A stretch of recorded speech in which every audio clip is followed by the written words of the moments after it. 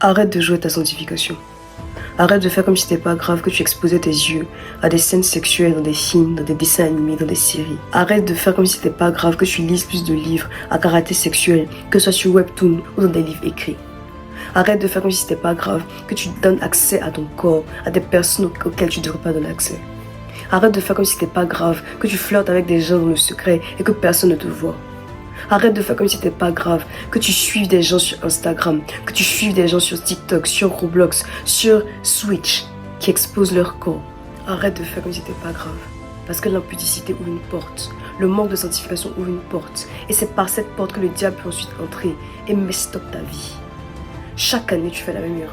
Chaque année, tu commences avec de bonnes résolutions, mais tu lésines ta sanctification. On est en janvier, je vois sur les réseaux sociaux que tout le monde est en train de jeûner, tout le monde est en train de prier, tous les chrétiens sont en train de faire leur reset de janvier. Mais au milieu de ça, est-ce qu'on peut arrêter d'être hypocrite avec Dieu et reprendre notre sanctification avec sérieux?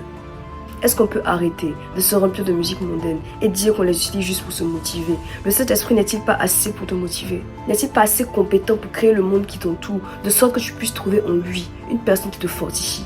As-tu besoin d'écouter des artistes qui, de façon blatante, de façon obvious, déshonorent Dieu au nom d'une motivation pour le Seigneur?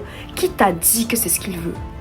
La Bible dit en Thessaloniciens 4, verset 4, « Ce que je veux, c'est votre sanctification. C'est que vous absteniez de l'immoralité sexuelle. C'est que vous sachiez posséder votre corps dans la sanctification, dans la sainteté et dans la dignité. » Il y a très peu de versets dans la Bible où Dieu dit, « Voici ce que je veux. » Il y a très peu de versets dans la Bible où Dieu dit clairement ce que moi, Dieu, je veux. Le voici. Tu veux connaître la volonté de Dieu pour toi. Tu veux savoir ce que Dieu dit pour toi. Ce qu'il veut, c'est que tu te sanctifies mieux que ça. Ce qu'il veut, c'est que tes lèvres, c'est que ta langue, c'est que tes mains, c'est que tes pieds, c'est que ton torse, c'est que tes épaules, c'est que ton cou, c'est que ton ensemble de ton corps soit sanctifié et purifié. C'est ce qu'il veut. Et le verset ne dit même pas ce que je veux, c'est votre sanctification. Le verset dit ce que je veux, c'est votre progression dans la sainteté. Donc même si tu te sanctifies en 2025, tu dois encore te sanctifier en 2026. Tu dois devenir plus violente. Tu dois devenir plus violent dans ta sanctification. Tu dois t'efforcer encore plus pour que ce temple soit un temple où la gloire de Dieu règne. Tu veux que Dieu t'utilise, peut-être même qu'il t'utilise déjà, mais ça n'a aucun poids.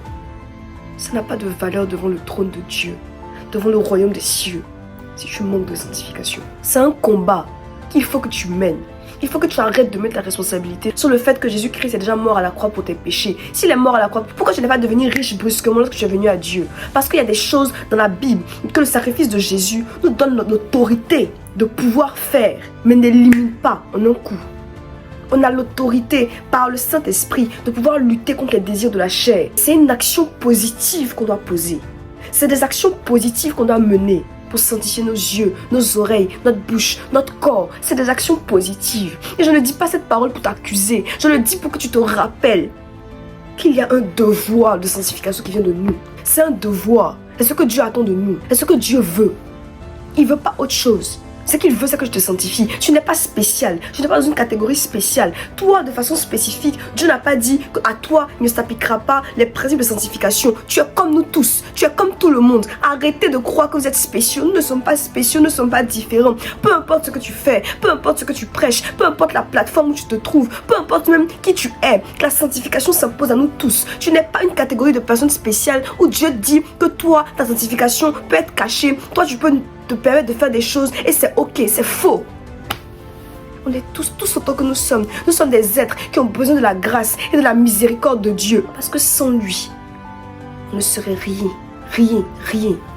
Et c'est parce qu'on dépend de lui que ton sujet de prière, tu dois dire, Seigneur, je t'en prie, aide-moi à garder mon corps, aide-moi à garder mes pensées, aide-moi à garder mes yeux. Je ne peux pas y arriver par moi-même, mais je demande ta grâce, je demande ta miséricorde, parce que la mesure à laquelle tu te sanctifies détermine le type de gloire que tu vois. C'est la raison pour laquelle, lorsqu'on bâtit l'arche de l'alliance, lorsque Dieu donne des instructions au Lévite, il y a différents types d'étapes. Il y a le parvis, le lieu saint et le lieu très saint. Et chaque accès à un lieu est conditionné à un autre niveau de sanctification, est conditionné à un autre niveau de sainteté. Tu tournes en rond parce que tu manques de sanctification. Peut-être que tu as l'impression que ça n'a rien à voir. Peut-être que tu as l'impression que ce n'est pas ça le problème. Mais le problème, c'est ta sanctification. Le problème actuel, c'est que tu ouvres des portes.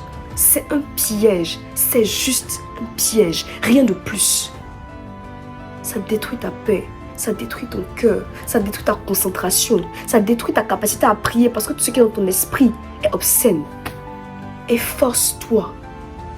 La Bible dit, je traite durement mon corps, durement, je traite durement mon corps et je le tiens assujetti, de peur d'être moi-même rejeté après avoir prêché aux autres. Imagine, tu me vois faire cette vidéo et quelques mois, tu me vois en train de bouger mes fesses quelque part dans un coin de la street. Je le refuse dans le nom de Jésus-Christ. Mais c'est quelque chose contre lequel tous les êtres humains sont faibles. C'est pour ça que la Bible dit que l'impudicité, on doit la fuir. On doit la fuir, on doit la fuir. Tout ce que tu peux faire pour éviter, tu le fuis. Alors je t'en prie, que cette année, ton cœur soit sur cette croix que Jésus-Christ a dû payer pour que toi tu puisses être libéré. Arrête de dire que c'est impossible. Je suis en train de dire qu'il est mort pour rien. Jésus-Christ est-il mort pour rien? A-t-il été crucifié? A-t-il été crucifié? Son sang a-t-il coulé pour que tu ne sois pas capable de lutter contre le péché? C'est faux. C'est faux. Le diable veut te maintenir dans ce péché. Mais la Bible dit que vous êtes une nation sainte, un peuple choisi. La Bible dit que nous sommes une nation de rois et de sacrificateurs. Voici l'identité à laquelle on l'a appelé. Les rois et les sacrificateurs ne se perdent pas dans des pensées obscènes, dans des actions obscènes. Ils ne t'exposent pas à leurs yeux. Ton corps est censé être saint. Il y a des choses que tu dois t'efforcer d'empêcher. Même si c'est difficile, que cette année soit une année de sanctification. Le focus d'aujourd'hui. Ton corps. Quitte la pornographie. Arrête de regarder ces animés où tu sais pertinemment qu'ils vont montrer des images obscènes, des images de corps de femmes, des images de corps d'hommes. Tu sais que ça va te créer des problèmes. Pourquoi tu le fais? Il n'y a aucune honte. Aucune, genre vraiment aucune honte à éviter de faire des choses qui sont des pièges pour nous. Aucune. C'est se connaître. Parce qu'à la fin de la journée, c'est toi qui vas venir lutter et les mêmes pensées. Toi seul dans ton lit, toi seul dans le Saint-Esprit. Pense au Saint-Esprit. Le seul moyen de quitter l'impudicité, c'est pas d'arrêter de faire des choses impudiques. Scientifiquement, ça a été prouvé.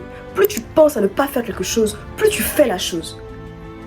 Mais plus tu vas penser à Dieu, à sa sainteté. Imagine, tu pries et tu veux entrer dans le royaume de Dieu. Tu pries et tu veux entrer à un stade plus spirituel. Mais la Bible parle et elle dit que le sacrificateur Josué était dans une expérience spirituelle et son vêtement était sale. Et tant que son vêtement n'est pas propre, il ne peut pas entrer.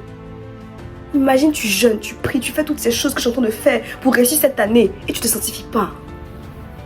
C'est une obligation, c'est un devoir. Et personne n'est parfait. Mais nous comptons sur la grâce de Dieu pour que les êtres faibles et imparfaits que nous sommes, que je suis, deviennent forts. Alors arrête de négliger ta sanctification. À la semaine prochaine.